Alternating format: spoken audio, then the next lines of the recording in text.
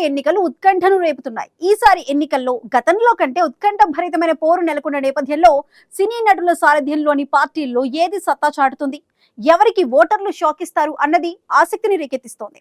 ముఖ్యంగా విజయ్ టీవీకే, సీఎంఎన్ ఎన్టీకే పార్టీలపై భారీ అంచనాలు ఉన్న నేపథ్యంలో వారు ఏ మేరకు సత్తా చాటుతారనేది ఆసక్తికరంగా మారింది.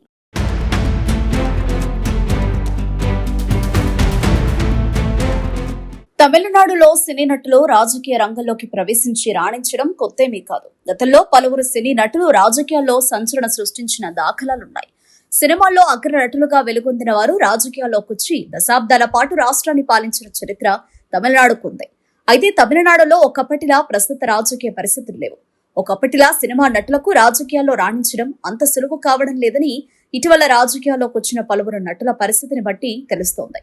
ఇక కొందరు నటులకు కొద్ది స్థాయిలో ఓటర్ల మద్దతు లభిస్తోంది. కొందరు అగ్ర నటులకు సైతం కనీసం ఓటర్ల మద్దతు లభించకపోవడం తమిళనాడులో నెలకొన్న పరిస్థితికి అద్దం పడుతోంది. 2026 అసెంబ్లీ ఎన్నికలే లక్ష్యంగా టీవీకేను ఏర్పాటు చేసిన విజయ్ ఈ ఎన్నికల్లో ఒంటరిగానే పోటీ చేస్తున్నారు. విజయ్ తమిళనాడు సినీ రంగంలో ప్రముఖ నటుడు కావడంతో ఆయన పార్టీపై భారీ అంచనాలే ఉన్నాయి. విజయ్ తమిళనాడులో సరికొత్త చరిత్ర లిఖిస్తారా, లేక అధికార కూటమిని ఎదుర్కోలేక చేతులెత్తేస్తారా అన్నది ఆసక్తికరంగా మారింది.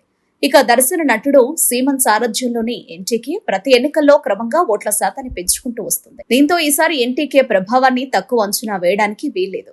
విజయ్ టీవీకి, సీమాన్ ఎన్టీకే పార్టీలో ప్రధాన పార్టీలకు ధీటుగా సత్తా చాటుతాయా, లేక వాటి విజయావకాశాలను దెబ్బతీస్తాయా అన్న సందిగ్ధత కొనసాగుతోంది.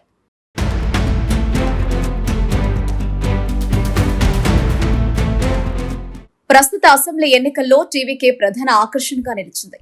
విజయ్ అగ్రనటుడు కావడంతో పాటు ఆయనకు మహిళా అభిమానులు, యువత ఫాలోయింగ్ బాగా ఉంది. రాష్ట్ర ఓటర్లలో సుమారు 20% మంది యువత ఉండడంతో వారిలో అత్యధిక శాతం విజయ్ వైపు మొగ్గు చూపే అవకాశాలున్నాయని అభిప్రాయాలు వినిపిస్తున్నాయి. టీవీకేకు ఇవి తొలి ఎన్నికలు కావడంతో విజయ్ ప్రభావంపై రాజకీయ విశ్లేషకులు ఖచ్చితంగా అంచనా వేయలేకపోతున్నారు.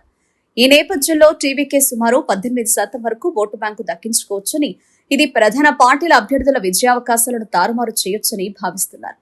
తమిళనాడు వ్యాప్తంగా టీవీకే పార్టీ నుంచి అన్ని నియోజకవర్గాల్లోనూ అభ్యర్థులను బరిలోకి దింపినా ఓటర్లకు సుపరిచితులైన వారు తక్కువే అని చెప్పొచ్చు. టీవీకే పార్టీ అధ్యక్షుడు విజయ్, ప్రధాన కార్యదర్శి బుస్సి ఆనంద్, ఎన్నికల ప్రచార నిర్వహణ ప్రధాన కార్యదర్శి ఆదవర్జున, ఉన్నత స్థాయి నిర్వహణ కమిటీ చీఫ్ కోఆర్డినేటర్ సెంగొట్టయాన్, ప్రచార ప్రధాన కార్యదర్శి కేజీ అరుణాజ్, మాజీ ఎంపీ సత్యభామ, నటుడు శ్రీనాథ్, రోహిణి థియేటర్ అధినేత రేవంత్, న్యాయవాది సత్యకుమార్ తదితరులు మాత్రమే ఉన్నారు.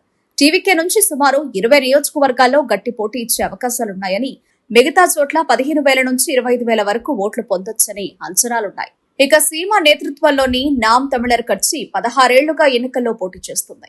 తమిళ జాతీయవాదం, ప్రకృతి, వ్యవసాయం, మార్పు వంటి భావోద్వేగాలతో కూడిన నినాదాలతో ఎన్టీకే యువతను ఆకర్షిస్తోంది. ప్రతి ఎన్నికల్లోనూ ఓటర్ల మద్దతు మరింత కూడగట్టుకుంటూ ఓటు బ్యాంకును 1.07% నుంచి 8.22% పెంచుకుంది. ప్రతిసారి కొత్త తరం ఓటర్ల మద్దతు కారణంగా ఎన్టీకేకు ఈ ఓటు బ్యాంకు పెరిగిందని రాజకీయ విశ్లేషకులు భావిస్తున్నారు.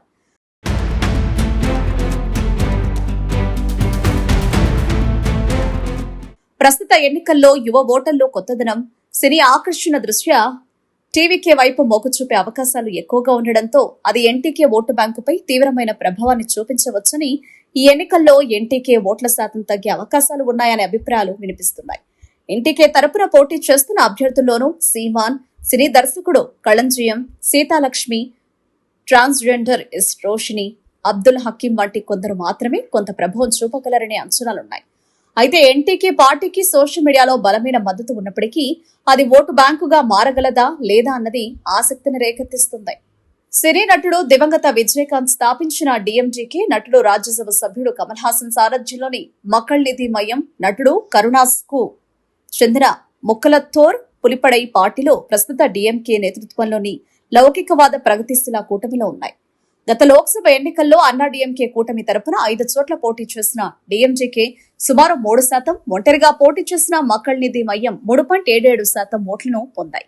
ప్రస్తుత శాసనసభ ఎన్నికల్లో ఈ రెండు పార్టీలు కూడా డీఎంకే కూటమిలో ఉండడంతో ఆ కూటమికి అదనంగా 4 నుంచి 5% ఓటు బ్యాంకు పెరిగే అవకాశం ఉందనే అంచనాలున్నాయి. కరుణాస్ కారణంగా దక్షిణాది జిల్లాలో అన్న డీఎంకేకు కంచుకోటగా ఉన్న ముక్కులత్తోర్ సామాజిక వర్గం ఓట్ల బ్యాంకు కొంత చీల్ డీఎంకేకు లభించే అవకాశాలున్నాయి.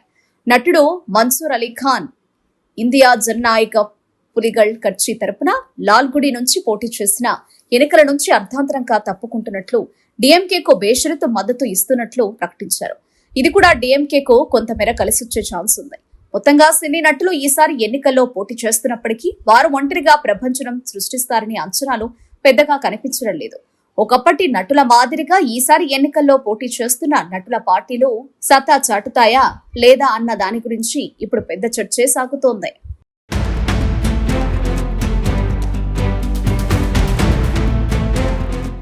తమిళనాడు అసెంబ్లీ ఎన్నికల్లో పలువురు సినీ నటుల సారథ్యంలోని రాజకీయ పార్టీలు సత్తా చాటేందుకు తీవ్రంగా శ్రమిస్తున్నాయి. ఈ నేపథ్యంలో ఈసారి ఎన్నికల్లో సినీ నటులు వారి పార్టీల ప్రభావం ఏ మేరకు ఉంటుందనే విషయంపై రాజకీయ వర్గాలతో పాటు సాధారణ ప్రజల్లోనూ పెద్ద ఎత్తున చర్చ జరుగుతోంది. ఎన్నికల్లో పోటీ చేస్తున్న సినీ నటుల్లో ఎవరు సత్తా చాటుతారు, ఎవరికి ఓటర్లు మొండి చేయి చూపిస్తారనేది ఆసక్తిని రేకెత్తిస్తోంది.